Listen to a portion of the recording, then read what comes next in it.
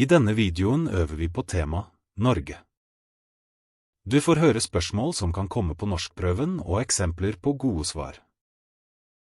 Hør godt etter, og prøv å gjenta svarene. Del 1. Si din mening. Hva synes du om matvareprisene i Norge? Jeg synes matvareprisene i Norge er alt for høye. Mange vanlige varer koster dobbelt så mye som i andre land. Det gjør det vanskelig for folk med lav inntekt. Jeg mener staten bør gjøre mer for å regulere prisene, slik at alle kan ha råd til sunn og variert mat. Hva synes du om strømprisene i Norge? Jeg synes strømprisene er urettferdig høye. Norge har jo mye vannkraft, så egentlig burde prisen være lavere for oss som bor her. Når strømmen blir dyr, påvirker det alt annet, mat, transport og husleie. Jeg mener staten burde ha en makspris i de kaldeste månedene. Hva synes du om kollektivtransport i Norge? Jeg synes kollektivtransporten fungerer ganske bra i de store byene, men dårligere på små steder. Bussene kommer ofte for sjelden, og billettene er dyre. Jeg mener staten bør satse mer på tog og buss, slik at flere kan la bilen stå. Det ville vært bedre for miljøet også. Hva synes du om været i Norge? Været i Norge er veldig variert. Noen dager har vi sol, regn og vind samtidig. Det kan være litt tungt om vinteren, når det er mørkt og kaldt, men jeg liker årstidene. Sommeren er fantastisk, og naturen blir vakker uansett vær. Man må bare lære seg å kle seg riktig, og ikke klage for mye. Hva er positivt og negativt med å bo i Norge? Det positive er trygghet, gode rettigheter og et system som fungerer. Folk kan stole på myndighetene, og vi har god helse og utdanning. Det negative er at alt er dyrt, og at mange føler seg litt ensomme. Livet kan være trygt, men også litt stille. Hva synes du om nordmenns livsstil? Jeg synes nordmenn har en balansert livsstil. De liker å jobbe, men også å ha fritid. Jeg liker at mange bruker naturen og går på tur. Samtidig kan de virke litt reserverte, og det tar tid å bli kjent. Men når man først får en norsk venn, er det ofte et ekte vennskap. Hva liker du best med Norge? Det jeg liker best med Norge er tryggheten og naturen. Jeg føler meg fri her. Jeg liker at man kan stole på systemet, og at folk respekterer hverandre. Og selvfølgelig naturen, fjell, skog og sjø, den gir en ro man ikke finner mange andre steder. Er det lett å bli kjent med nordmenn? Det er ikke så lett i begynnelsen. Nordmenn er hyggelige, men de liker å ha litt avstand. De sier ofte «hei», men det tar tid før man blir venner. Det hjelper å delta i aktiviteter eller frivillig arbeid. Når man først blir kjent med en nordmann, får man en lojal og trygg venn. Hva ville du endret hvis du kunne forbedre noe i Norge? Hvis jeg kunne endre noe, ville jeg gjort hverdagen billigere for folk. Jeg ville senket prisene på mat og strøm, og satset mer på kollektivtransport. Jeg ville også gjort det lettere for utlendinger å få jobb. Mange har utdanning og erfaring, men får ikke sjansen. Del 2. Snakk sammen om et tema. Nå er det din tur til å snakke sammen med noen om temaet Norge. Finn en samtalepartner og øv på å snakke naturlig norsk.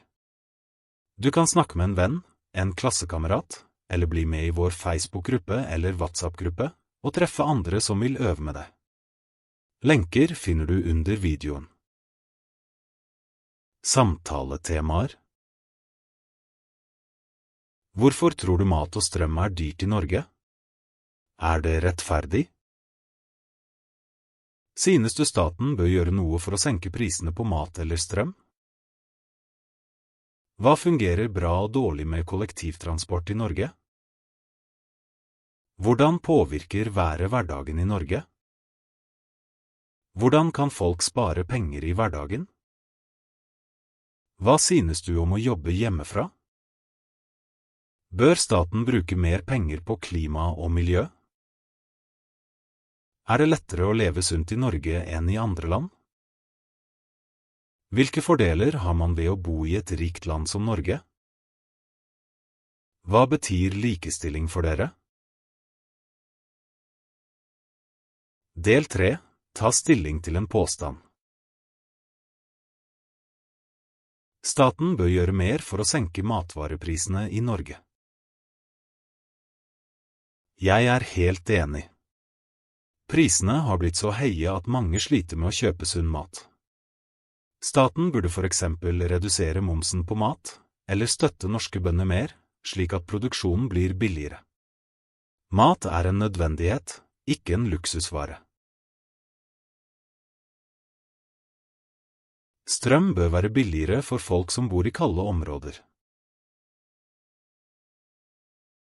Ja, det synes jeg. I nord og på fjellet må folk bruke mye mer strøm for å varme opp huset. Det er urettferdig at de skal betale like mye som dem som bor sørpå. Jeg mener staten burde gi en rabatt eller støtteordning for de som bor i kalde områder. Kollektivtransport bør være gratis i hele landet.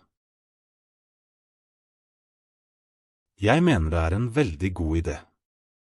Hvis kollektivtransporten var gratis, ville flere la bilen stå, og det ville redusere både trafikk og forurensning.